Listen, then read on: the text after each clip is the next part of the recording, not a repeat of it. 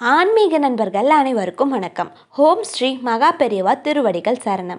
நாம் இன்னைக்கு இந்த வீடியோவில் என்ன பார்க்க போகிறோம் அப்படின்னா, இந்த விஷயங்கள் நடந்தால் உங்களுக்கு மூன்றாவது கண் இருக்குது அப்படின்னு அர்த்தம்.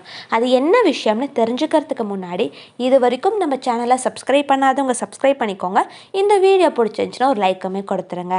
வாங்க இப்போ நம்ம வீடியோக்குள்ளே போகலாம்.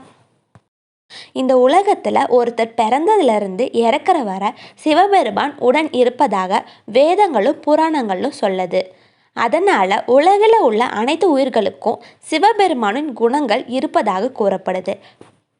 அது மட்டும் இல்லாமல் சிவபெருமானுக்கு இருக்கும் மூன்றாவது கண்ணான ஞான கண்ணும் அனைவருக்கும் இருக்குது அப்படின்னு சொல்லப்படுது. சிவபெருமானின் வலது கண் சூரியன் அப்படின்னும் இடது கண் சந்திரன் அப்படின்னும் நெற்றிக்கண்ணானது ஞானக்கண் அப்படின்னும் அழைக்கப்படுது. மூன்றாவது நெற்றிக்கண் ஞானக்கண் என்பதையெல்லாம் நாம் நினைக்கும் பொழுது நமக்கு சிவபெருமான் தான் நினைவுக்கு வருவார்.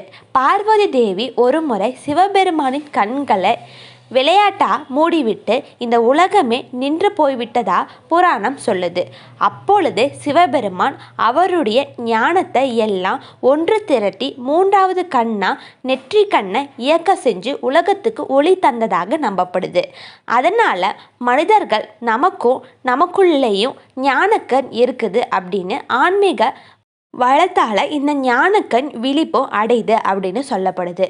மூன்றாவது கண்ணான இந்த ஞானக்கண் நமக்குள்ளே இருக்கிறத நாம் எப்படி தெரிஞ்சுக்கலாம் அப்படிங்கிறத இந்த பதிவில் விளக்கமாக பார்க்க போகிறோம்.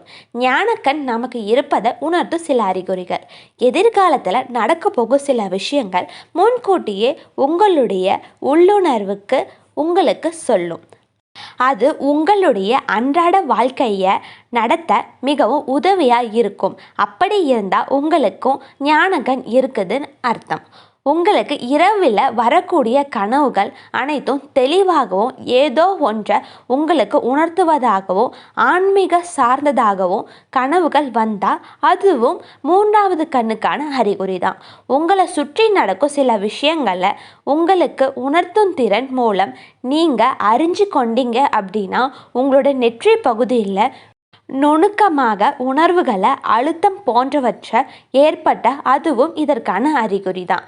யாருமே கவனிக்காத சில விஷயங்களை நீங்கள் மட்டும் உற்று கவனிப்பீங்க.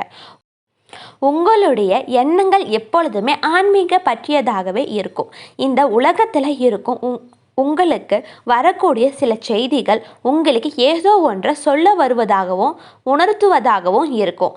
இந்த உலகத்தில் உள்ள சிக்கல்கள், இந்த பிரபஞ்சத்தின் அழகு, அனைத்தும் உயிர்களும் ஒன்றா நினைக்கும் தன்மை, யதார்த்தத்தை பற்றி உங்களுடைய விரிவான சிந்தனைகள், இது எல்லாமே இதற்கான அறிகுறிகள் தான்.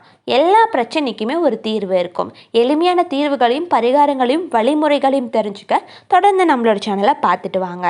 ஹரஹர சங்கர ஜெய ஜெய சங்கர, ஹரஹர சங்கர ஜெய ஜெய சங்கர. இன்னொரு பதிவில் சந்திக்கலாம். அனைவருக்கும் நன்றி.